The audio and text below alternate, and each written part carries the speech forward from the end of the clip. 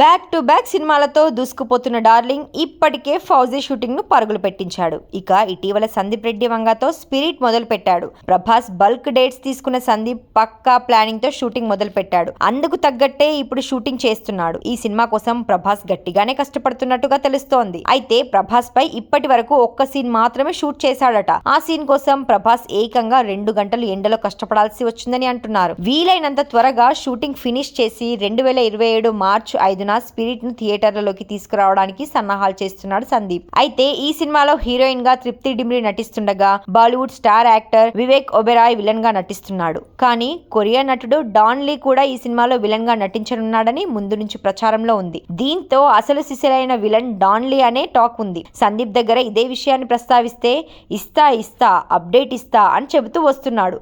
దీంతో Don Lee ఈ సినిమాలో భాగస్వామ్యం కావడం పక్కా అని అంతా ఫిక్స్ అయిపోయారు. కానీ అఫీషియల్ అనౌన్స్మెంట్ కోసం వెయిట్ చేస్తున్నారు. అయితే ఈ సినిమాలో డాన్ లీ ఉన్నాడా లేడా అనే విషయంలో ఆ రోజు క్లారిటీ రావడం పక్కా అని తెలుస్తోంది. మార్చి 1న డాన్ లీ బర్త్డే ఉంది.